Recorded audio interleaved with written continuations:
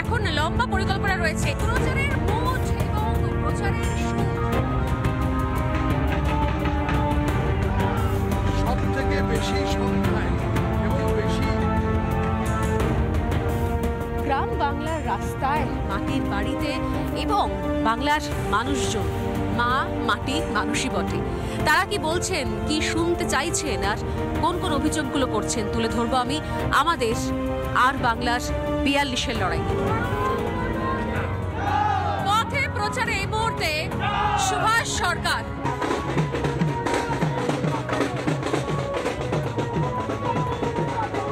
এই মুহূর্তে এখন লম্বা পরিকল্পনা রয়েছে এই যে গ্রামে, মানে এখন পরিকল্পনাটা করছে।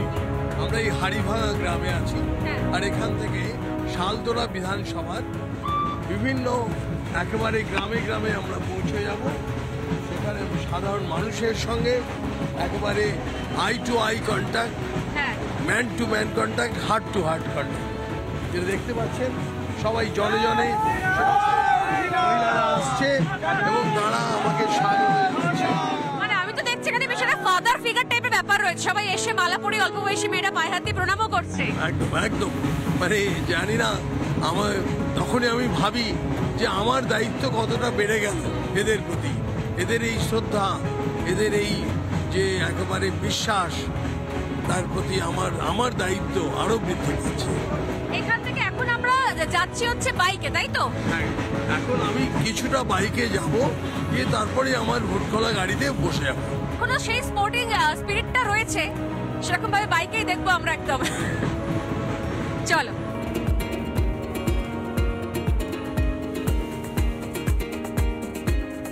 আমরা বলি না যে just age is just a number, এবং ঠিক সেরকম ভাবেই কিন্তু একদম সেই কায়দাতেই কিন্তু সুভাষ সরকারের জমজমাট প্রচার চলছে। সেখানে প্রচারের মুড এবং প্রচারের সুর একদম তুঙ্গে বাঁধা হয়ে গেছে, কারণ বাঁকুড়া লোকসভা কেন্দ্রে এই মুহূর্তে জমজমাট প্রচার সারছেন ডক্টর সুভাষ সরকার।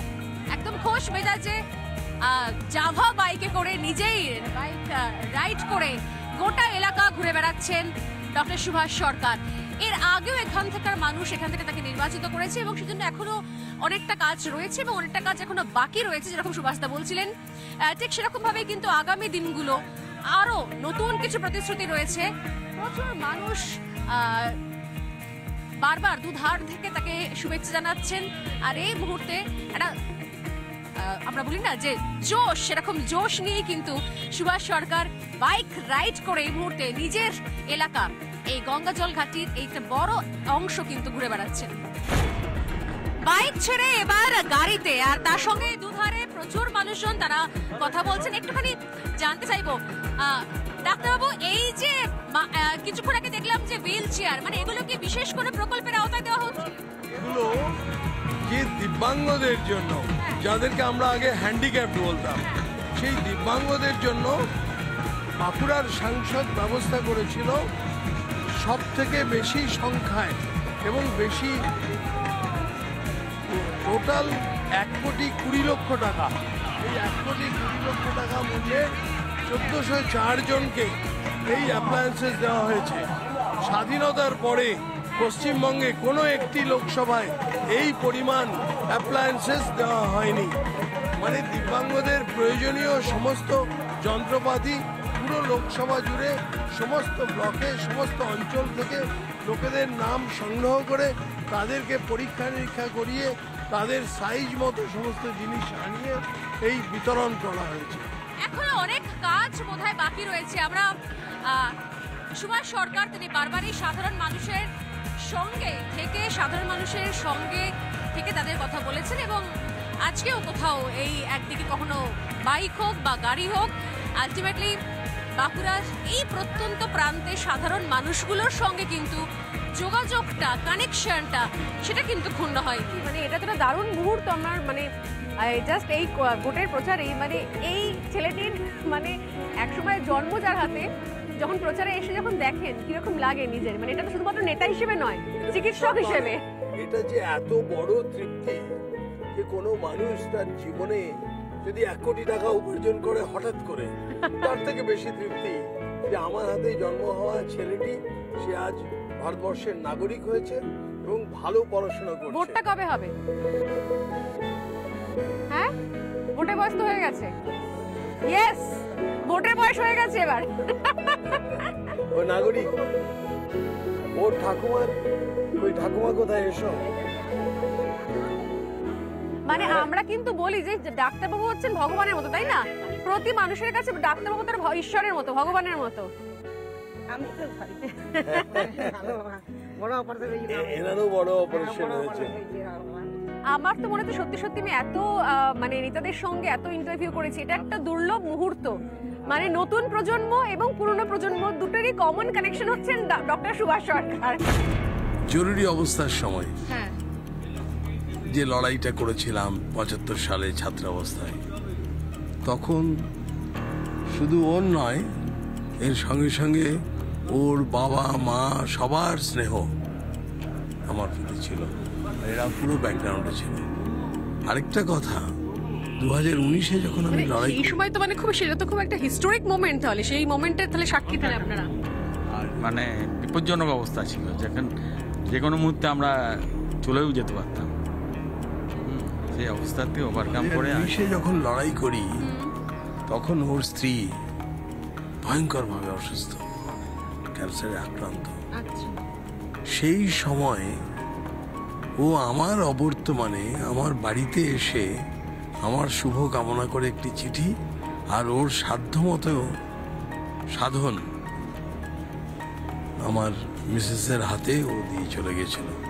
জয়তোর আমরা একই গোত্রের, আমরা মানে কি বলবো, ও যা আমিও তা, ও জিতলে আমি জিতা, আমি জিতলে ও জিতা, এই হচ্ছে। এটা বোধহয় মানে রাজনৈতিক লড়াইগুলো একসঙ্গে লড়লে বোধহয় এরকম বন্ধুত্ব হয়, তাই না?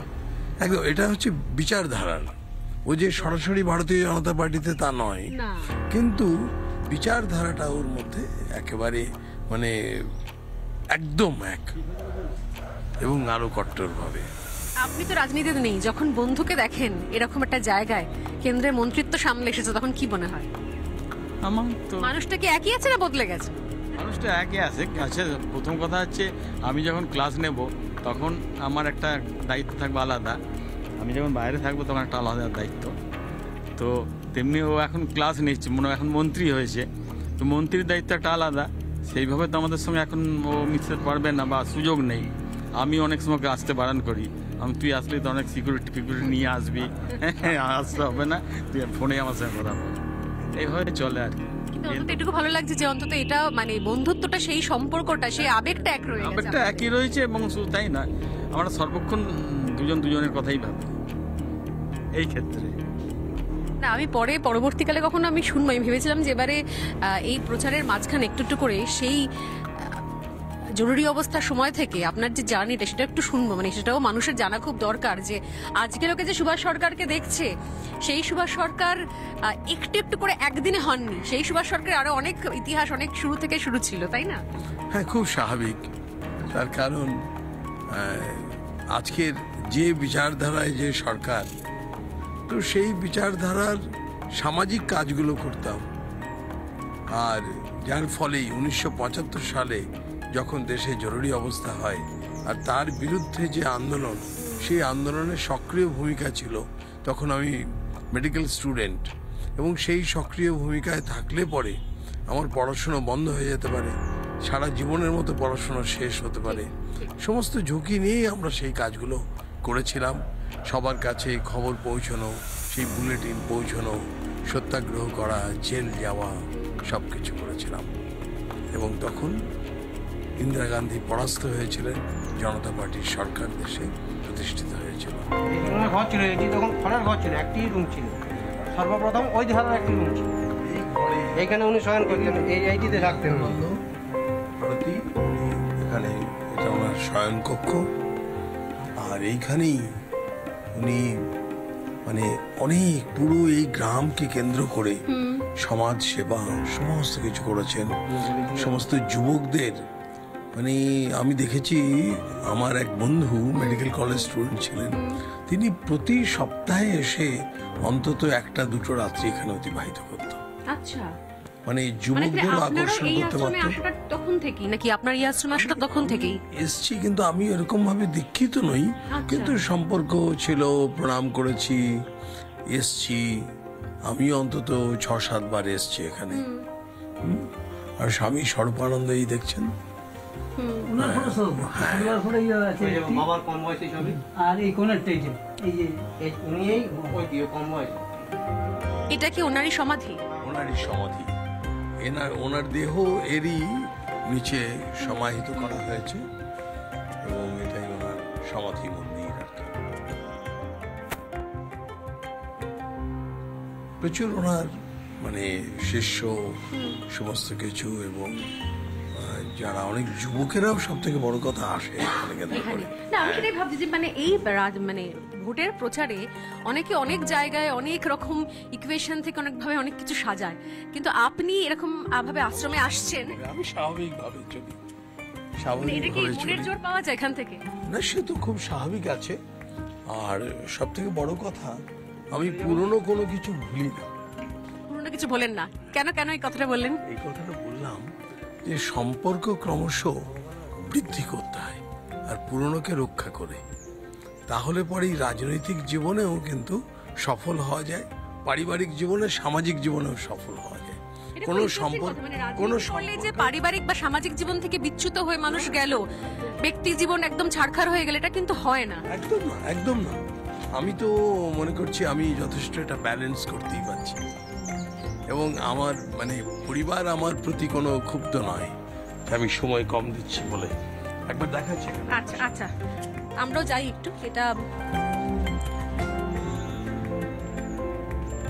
যে আশ্রমে মাঝে মধ্যেই আসেন, সেই আশ্রমের আমরাও আজকে চলে এসেছি।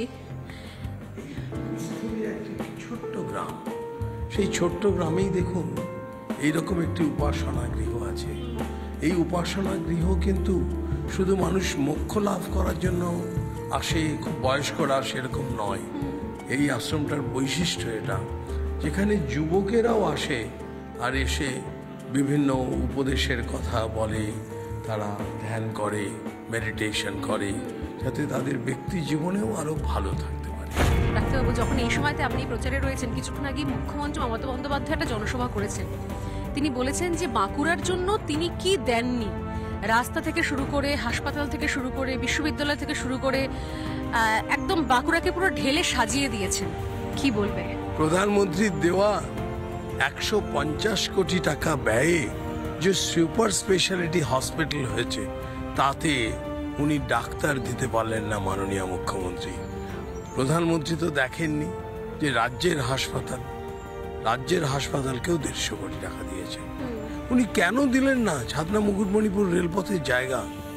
উনি কেন দিলেন না দ্বারকেশ্বর গন্ধেশ্বরী বাঁধ প্রকল্প, যার জন্য কেন্দ্র 3,500 কোটি টাকা দিতে প্রস্তুত ছিল?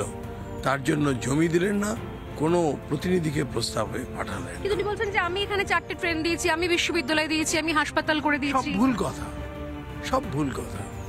কিন্তু সেই ইনফ্রাস্ট্রাকচার তো হয়েছে, তাহলে কি? যেমন উনি বলে থাকেন যে উনি 5 কেজি রেশন ফ্রি দিচ্ছেন, 5 কেজি চাল, তো এত বড় মানে অসত্য কথা যিনি বলতে পারেন, তার কোনো কথাই বিশ্বাস করবে না মানুষ, কোনো কথাই বিশ্বাস করবে না। যে সবাই জানে মোদিজি চাল দিচ্ছে, ফ্রি রেশন, আর সেটা উনি বারবার বলেন আমি ফ্রি রেশন দিচ্ছি বলে মানুষগুলো বেঁচে আছে। এর থেকে বড় অসত্য কি হতে পারে? মানে যাবতীয় কেন্দ্রের প্রকল্প নাম বদলে রাজ্যে হয়ে যাচ্ছে। হ্যাঁ, শুধু নাম বদলে হওয়া নয়, সেখানে বলছেন আমি দিচ্ছি। Who is that I? এমনকি রাজ্যের সরকারও নয়, অনলি আই, শি। এটা কখনো হয় না, না। এটা খুব সিগনিফিকেন্ট। যেরকম এখন মানে বক্তব্য রাখতে উনি বলেন যে আমি কি দিইনি বা কি করে দিইনি, কিন্তু আমার একটা প্রশ্ন রয়েছে। আপনি বলছেন যে সব রয়েছে, যদিও হাসপাতালের ইনফ্রাস্ট্রাকচারও হয়, বিশ্ববিদ্যালয়ের ইনফ্রাস্ট্রাকচারও হয়, তাহলে সেখানে ডাক্তার নেই। হাসপাতাল রয়েছে, ডাক্তার নেই, বিশ্ববিদ্যালয় রয়েছে, পড়ানোর জন্য অধ্যাপক নেই। ঠিক সেই রকম স্কুল আছে, স্কুলে শিক্ষক নেই, শিক্ষক নেই, স্কুলে ক্লার্ক নেই, স্কুলে 4th গ্রেড স্টাফ নেই, স্কুলে ঘন্টা বাজাবার লোক নেই, বাথরুমে জল ঢালার লোক নেই। এর থেকে ভয়ঙ্কর পরিস্থিতি আর কি হতে পারে? আর এটাও স্মরণ করিয়ে দিই, এই যা কিছু হয়েছে কেন্দ্রীয় সরকারের যে গত ফিনান্স কমিশন তার আগের ফিনান্স কমিশন থেকে 4 গুণ টাকা দিয়েছেন। এইবার এবছরে না এই লাস্ট ফেজে 4 গুণ টাকা বেশি দিয়েছে, মানে 4.25 গুণ। সেটা তো নিশ্চয়ই শিক্ষা দপ্তরও তাই হবে তাহলে। সবকিছু দেয়, মানে আপনি সবকিছু যে শিক্ষা দপ্তরটা ভালো জানেন, শিক্ষা দপ্তরেও তাই। শিক্ষা দপ্তরে তো এবার যা করেছেন, মানে মিড ডে মিলের টাকা সেটা বকটুয়ে যারা ভিকটিম তাদের পরিবারকে উনি মিড ডে মিলের টাকা দিচ্ছেন। এই অদ্ভুত ব্যাপার, খুব অন্যায়। এত বড় মিথ্যে কথা হয় না। বাঁকুড়াকে উনি কিচ্ছু দেননি। আচ্ছা, আমি তীব্র প্রতিবাদ করছি। আমার একটা লাস্ট প্রশ্ন আছে, যখনই কোনো প্রার্থী মানে যারা উইনিং সাংসদ হয়েছেন তাদের সঙ্গে যখনই কোথাও প্রার্থী হোক বা বিধায়ক যখন কোথাও প্রচারে যাওয়া হয়, তিনি বেশি ব্যস্ত থাকেন এইটাকে বোঝাবার জন্য যে তিনি কি কি প্রকল্প করেছেন সেটা দেখানোর জন্য মিডিয়াকে। কিন্তু সুভাষ সরকারকে আমি দেখলাম যেখানে এসে আশ্রমে কিছুটা সময় কাটিয়ে গেলেন। এটা কি প্রচারের মাইলেজ থেকে একটু পিছিয়ে পড়লেন না? একদম না। এটাই আপনি। আমি কি করেছি বাঁকুড়ার মানুষ সব জানে, বাঁকুড়া মানুষ সব জানে, মিডিয়া জানে, সবাই জানে, কোনো অসুবিধা নেই।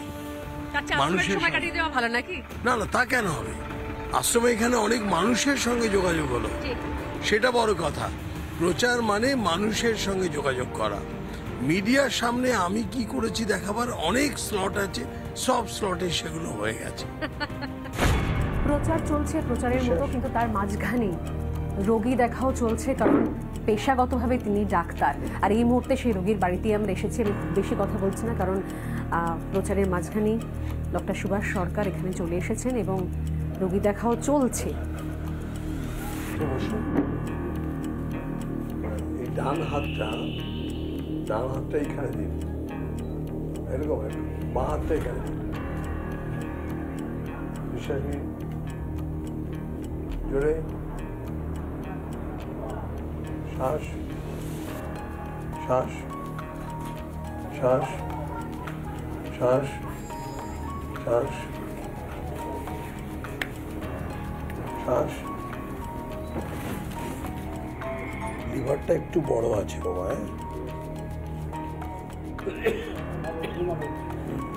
সুভাষবাবু, প্রচারের মধ্যে তাহলে এগুলো তো পার্টে থেকে যাচ্ছে।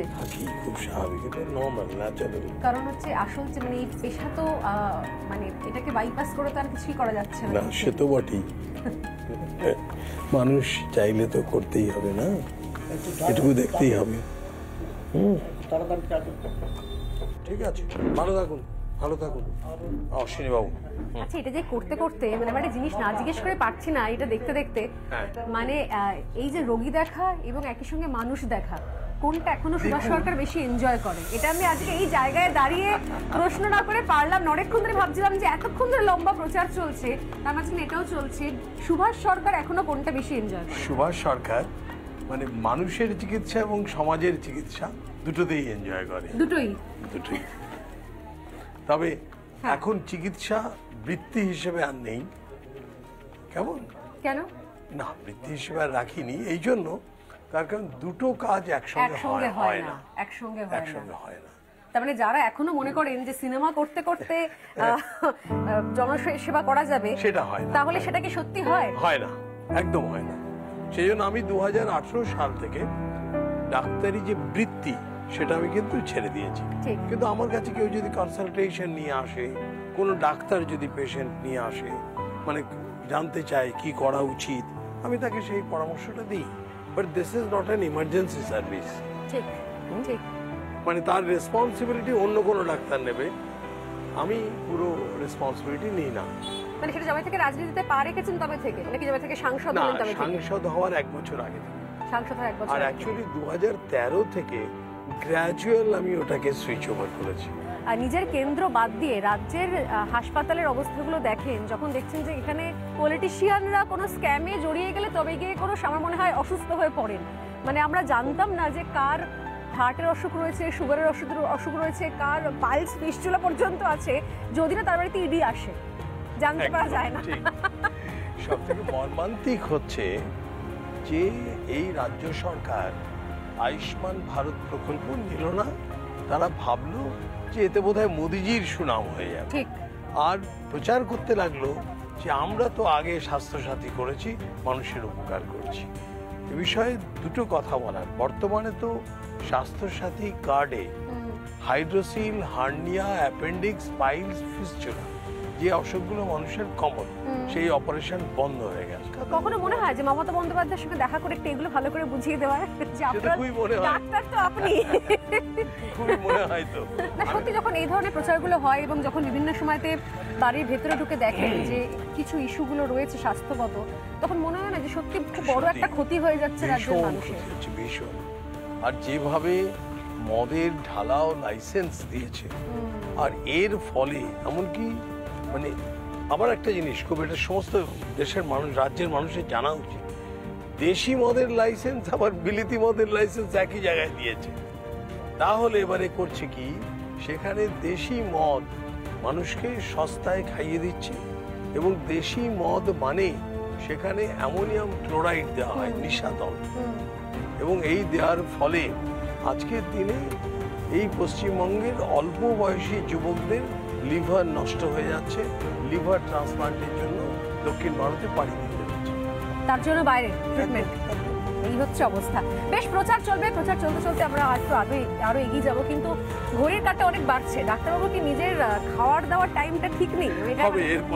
এরপরে হবে। আচ্ছা বেশ, আমরা অপেক্ষা করলাম।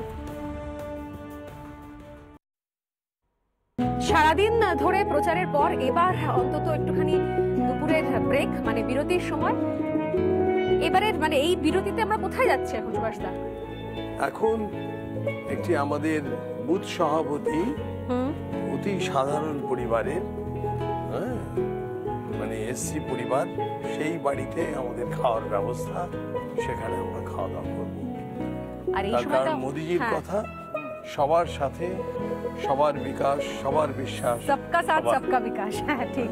কিন্তু আমি ভাবছিলাম এই বসে আমার একটা গুরুত্বপূর্ণ ইন্টারভিউ আছে, আসলাম যে একটা মেডিকেল ইন্টারভিউ হলে কেমন হয়, মানে এই যে পরিমাণ আমি দেখলাম মিষ্টি, মানে যে পরিমাণ ক্যালোরি হচ্ছে, প্রেশার আছে, প্রেশার সুগার আছে?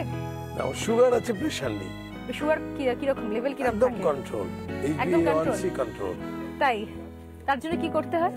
ওষুধপত্র, ইনসুলিন নিতে হয়।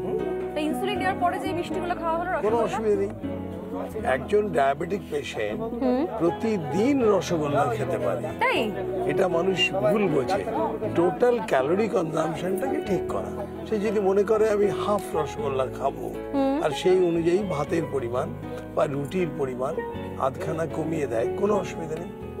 সেটা কি করা হয় এর মাঝখানে, এই যে যখন বিভিন্ন সময়? হ্যাঁ, আমি তো একদম কাটিল করি, কাটিল করা হয় একদম। এই আজকে মানে দুটোতে মিলে 1.5খানা রসগোল্লা খেয়েছি, সেই জন্য এখন দুপুরবেলার খাবার কিছুটা ভাত কম করে দেবো।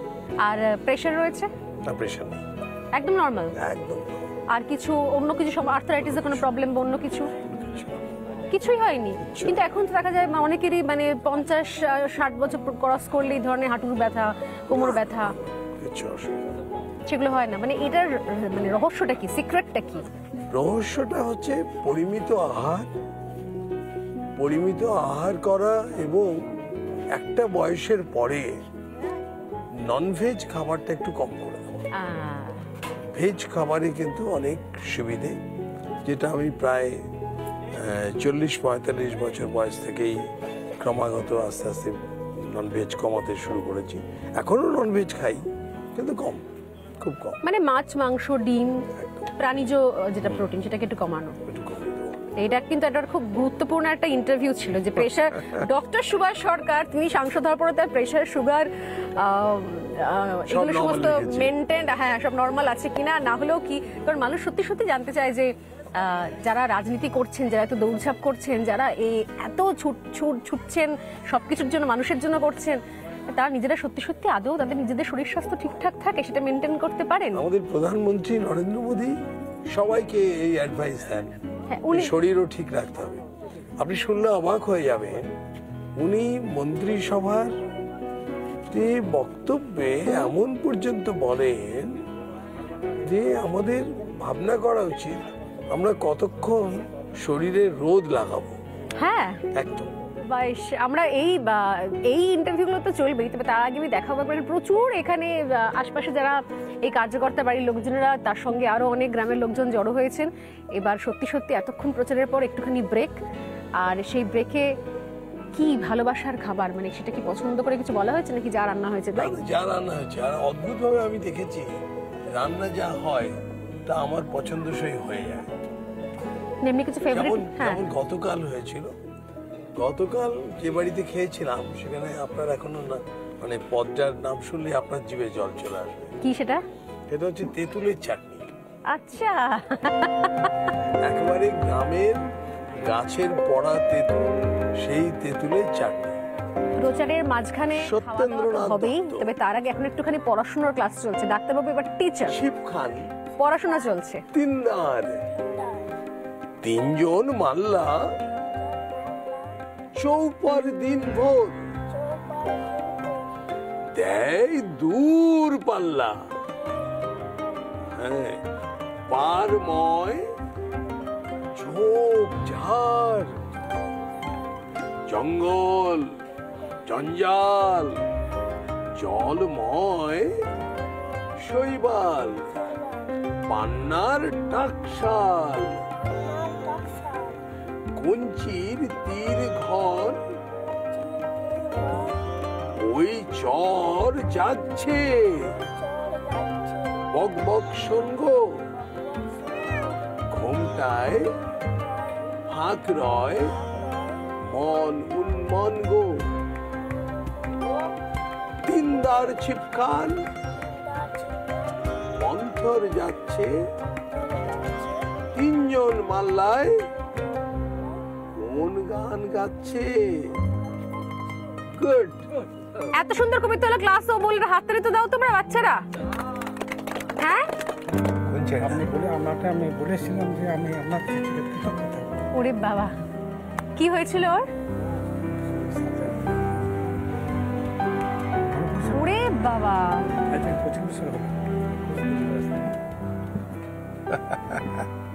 সেই একবার করলেন, হলো না, বমি করছিল, তারপর আবার করলেন, বললেন যখন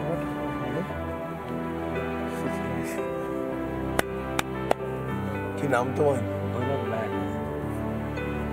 এটা জীবনে অনেক এটা সত্যি তাই। মানে এরা ভোটার নয়, সমর্থক নয়, এটা হচ্ছে তারা যাদের কাছে চিকিৎসকের অপর নাম ঈশ্বর, এরা তারা। 20 দিন বয়সে? তখন 20 দিনের ছিলে তুমি?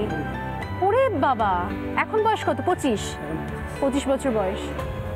মেজর পার্সেন্ট, মানে একদিনও পার্সেন্টটা হলো, আর ওই মানে দুধ যা খাচ্ছিল এখন আমরা এত দূর বমি হয়ে যাচ্ছে, তারপর দিন আবার পার্সেন্ট 1 মাস ছিলাম আমরা, 1 মাস পাক্কা 1 মাস। মনে পড়েছে, অনেক ছোট বাচ্চা, একদম 20 দিন মানে তো একদম মানে সদ্যজাত। ও কনজেনিটাল, যেটা পাইলোরিক স্টেনোসিস। পাইলোরিক স্টেনোসিস হচ্ছে স্টমাকের পরে ডিউডেনামের ঠিক আগের অংশটাকে পাইলোরাস বলে। ওইখানে ওর জন্ম থেকেই মানে হাইপার মাসল ছিল। আচ্ছা, মাসলটা এমন করে চিপিয়ে ধরে রাখতো। আচ্ছা, মানে খাবার পাস হচ্ছে। ওহো,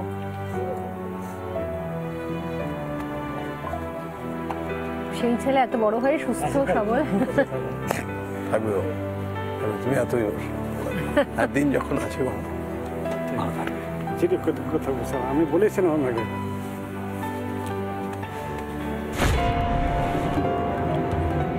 একদম বাঙালি খাবারই খাই। বাঙালি খাবারই সবসময়। আমার ওখানে যে মানে কুক আছে সেও বাঙালি, মানে রান্নার লোক একদম বাঙালি।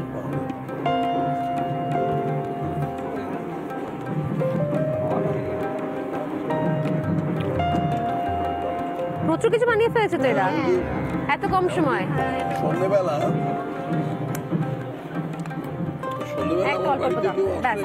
হ্যাঁ,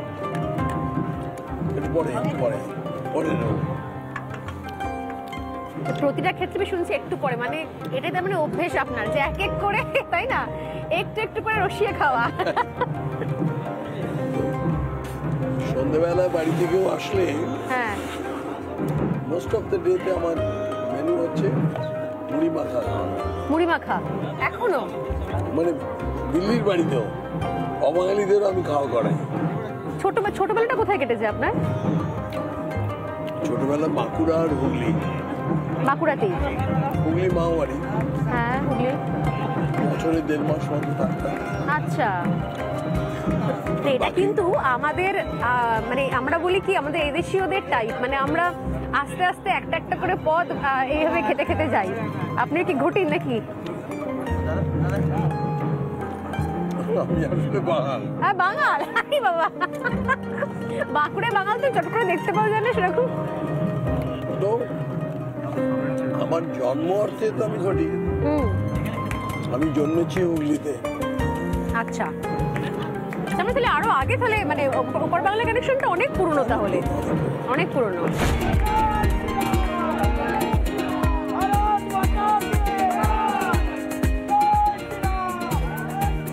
প্রচারে এগোচ্ছে এবং প্রচারের রথ এগোচ্ছে। দুপুরের বিরতির পর এবার একটুখানি নতুন উদ্যমে আমরা আস্তে আস্তে এগিয়ে যাচ্ছি এই প্রচারের মধ্যে, কারণ এই রাস্তাঘাট এগুলো ডক্টর সরকারের ভীষণ রকমভাবে চেনা জানা, কিন্তু রিপাবলিক বাংলার এই নেতার সাথে ভোটের পথে একটু অন্য রকমভাবে কোথাও হচ্ছে। বাঁকুড়া নিয়ে মমতা বন্দ্যোপাধ্যায় বারবার বলছেন যে সবটাই নাকি মমতা বন্দ্যোপাধ্যায় সরকার কাজ করেছে, এখান থেকে মানুষ ঢেলে ভোট দিয়েছে পদ্মফুলকে, কিন্তু সাংসদকে নাকি দেখতে পাওয়া যায়নি। মারাত্মক অভিযোগ এতদিন বাদে করছেন মমতা বন্দ্যোপাধ্যায়, কি বলবেন? উনি চিরকাল অসত্য কথা বলায় অত্যন্ত পটু। এখান থেকে বাঁকুড়ার লোকজন বিরোধী শিবিরকে সিলেক্ট করে নিয়েছে, একদম ভোট দেওয়া হয়েছে, সেই জন্য কি কোথাও তার মাসুল গুনতে হয়েছে বাঁকুড়ার লোকেদেরকে, খেসারত দিতে হয়েছে? সেটা তো একটা আছে, কিন্তু সেটাই সব কথা নয়। এই সরকারের রাজ্যে বিভিন্ন ক্ষেত্রে লোক নিয়োগের ক্ষমতা নেই। ডাক্তার, নার্স, পুলিশ, শিক্ষক, কোথাও নিয়োগের কোনো ক্ষমতা নেই। এরকম এই প্রচারের অভিজ্ঞতাটা কেমন ডাক্তারবাবু? এই প্রচারের অভিজ্ঞতাটা কেমন? এই প্রচারের অভিজ্ঞতা, হ্যাঁ, এই যে এটা তো দিনের পর দিন চলছে, আর অসাধারণ, প্রত্যেক দিন নিত্য নতুন অভিজ্ঞতা আসছে। যেমন আজকে, আর এই যে সাংবাদিক যে গাড়ি চালিয়ে নিয়ে যাচ্ছে, এই এক্সপেরিয়েন্সটা কেমন? এটা তো দারুণ দারুণ। তারপরে বিশেষ করে স্বর্ণালী চালাচ্ছে। একটু প্রাণের ভয় করছিল কি যে মানে কি যে হবে? না না, আমি সেটা ভয় পাইনি। তার কারণ স্টিয়ারিং এ বসার ভঙ্গি দেখে আমি বুঝতে পেরেছি ইনি চালাতে পারবেন, এই বিশ্বাস আমার হয়েছে। কিন্তু আমার এই গাড়ি চালানোর অভিজ্ঞতা একদম প্রথম। একটা পার্সোনাল কোয়েশ্চেন করি একদম, যদি কখনো পালাবদল হয়, আপনারা যেটা আশাটা করেন সব সময়তে, তাহলে কি আমরা রাজ্যের স্বাস্থ্যমন্ত্রীর ভূমিকায় সুভাষ সরকারকে দেখতে পারি? একদম পার্সোনাল কোয়েশ্চেন, কিন্তু এই প্রচার থেকে না মানে করেই পারলাম না। এরকম ভাবি না, তার কারণ আমাদেরকে দল যখন যে দায়িত্ব দেয়, না মানে এটুকু তো নিশ্চিত যে আপনাদের সরকার আসলে একই জন, তিনি স্বাস্থ্যমন্ত্রী, তিনি মুখ্যমন্ত্রী, তিনি পুলিশ মন্ত্রী। এরকম হবে না, একই ব্যক্তি মুখ্যমন্ত্রী, একই ব্যক্তি স্বাস্থ্যমন্ত্রী, একই ব্যক্তি পুলিশ মন্ত্রী, এটা কোনো মতেই হবে না। স্বাস্থ্য থেকে শিক্ষা, আর তার সঙ্গে একেবারেই ইউনিক প্রচার শেষে আমরা আস্তে আস্তে এবার আবারও ব্যাক করছি। অনেকগুলো গ্রাম, একটা করে কতগুলো গ্রাম ঘুরলাম ডক্টর সরকার? আমরা 16টা গ্রাম, আমার তো নিজের বিশ্বাসই হচ্ছে না। একটা ইউনিক প্রচারের সাক্ষী আমরাও, রিপাবলিক বাংলা। এবং এই প্রচার করতে করতে পরন্ত রোদে বিকেলবেলা, প্রায় বেলা গড়িয়ে বিকেল গড়িয়ে এবার পরন্ত বিকেলের আলো মেখে সন্ধ্যের দিকে আমরা এগোচ্ছি। বাঁকুড়ায় গ্রামে ঘুরে ঘুরে একেবারে গ্রামের নিজস্ব লোক, যেখানে যতটুকু যারা স্বেচ্ছায় এই মিছিলে থাকতে চাইছেন, পতাকা নিয়ে বেরোতে চাইছেন, শুধুমাত্র তাদেরকে নিয়েই সুভাষ সরকার জোর কদমে প্রচার সারছেন।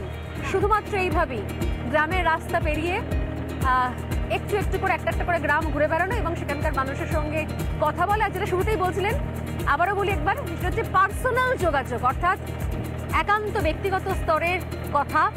আর তার সঙ্গে এখনো যদিও পেশা নেই, কিন্তু রিপাবলিক বাংলার সাক্ষী থাকলো, ডাক্তারিটা চলছে।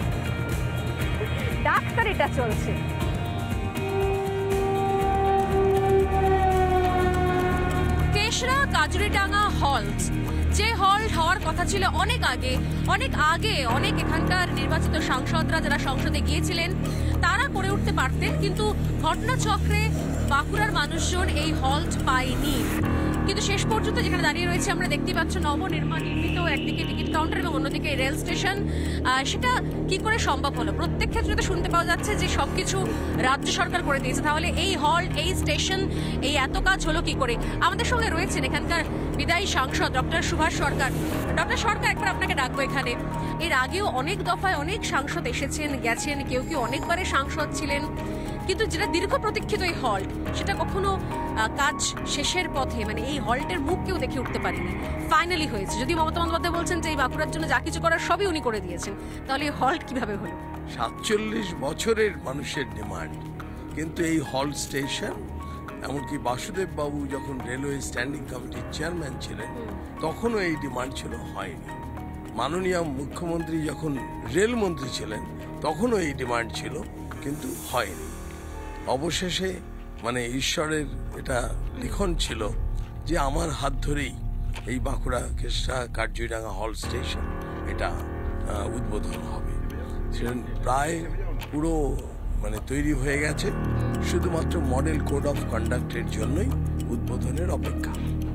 মানে তাহলে এটা তাহলে খুব তাড়াতাড়ি, মানে জাস্ট নির্বাচনের পরপরই তাহলে উদ্বোধন করা সম্ভব হবে, তাই তো? নিশ্চিত হবে। এবং এটা আমি এদিকে আপনাকে রাখবো, যদি এটা উদ্বোধন হয়ে যায় সেক্ষেত্রে তো একটা বিষয় স্পষ্ট হয়ে যাবে, যারা এখানে হাসপাতালে চিকিৎসা নিতে আসছেন তাদের জন্য একটা বিশাল সুবিধা হবে। হাসপাতালে চিকিৎসা নিতে আসা ছাড়াও এখানে 27টা অফিস আছে এবং মানে স্কুল কলেজ সব আছে, সেখানের সমস্ত যারা নিত্যযাত্রী তাদের ভীষণভাবে সুবিধা হবে। তারা এসে সরাসরি এই স্টেশনে নামবে আর এখান থেকে পায়ে হেঁটে চলে যাবে। এই মুহূর্তে দাঁড়িয়ে রয়েছে আমরা বাঁকুড়ার যে Sammilani medical college, Bankura hospital. আমরা একবার দেখি এই নতুন ব্লকটা, একদমই নতুন ব্লক। আমরা দেখতেই পাচ্ছি যেখানে এখনো অনেক বিভাগ রয়েছে, যে বিভাগগুলো এখনো সেগুলোর ইনগ্রেশন হয়নি। এবং এখানে আমি শুরুতেই বলবো যে এখানে যে ডিপার্টমেন্টগুলো দেখতে পাওয়া যাচ্ছে, একদিকে কার্ডিওলজি, অন্যদিকে neuro, plastic surgery, nephrology, paediatric, urology, এখানে তো অনেকগুলো ডিপার্টমেন্ট দেখতে পাচ্ছি ডক্টর সরকার। মানে এইটা যদি পুরো ফাংশনাল থাকে তাহলে তো এটা অনেক দিক থেকে তাহলে এর মানুষ সুবিধা পাবে। কার্ডিওলজি, নিউরো সার্জারি, তার সঙ্গে সঙ্গে ট্রমা, প্লাস্টিক সার্জারি, এই সমস্তগুলোর জন্য আর মানুষকে কলকাতায় যেতে হতো না। এই যে বার্ন পেশেন্টদের পাঠিয়ে দিতে হয়, এগুলো করতে হতো না। এবং কার্ডিওলজি মানে ওপেন হার্ট সার্জারি, এগুলো সব বাঁকুড়ায় হতে পারত, মানে হওয়ার কথা। আচ্ছা, হওয়ার কথা কেন বলছেন?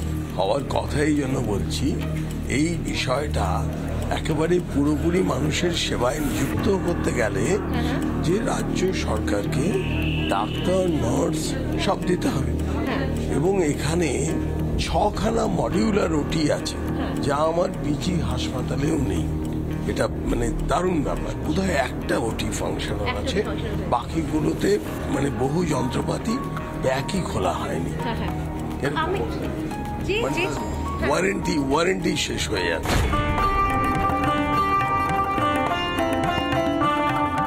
সারাদিন সকাল থেকে দুপুর গড়িয়ে বিকেল গড়িয়ে সন্ধে ভোট প্রচার চলছে, তার সঙ্গে নেতার সাথে ভোটের পথে রিপাবলিক বাংলাও একটু করে এগোচ্ছে। রাতের আগেও প্রার্থীর একাধিক কিছু কর্মসূচি রয়েছে এবং জেনারেলি থেকেও থাকে, আর তার সঙ্গে রয়েছে আরো নতুন এক ঝাঁক প্রতিশ্রুতি তার কেন্দ্রের মানুষের জন্য। কি ভাবছেন এখানকার প্রার্থী? তার কি পরিকল্পনা রয়েছে যে আসলে এই কেন্দ্র থেকে দেওয়া এবং পাওয়া এই হিসেব নিকেশের অঙ্কে, সেই হিসেব নিকেশের ব্যালেন্স শিটে ঠিক নিজেকে কোন জায়গায় রাখছেন বাঁকুড়া লোকসভা কেন্দ্রের বিজেপি প্রার্থী ডক্টর সুভাষ সরকার?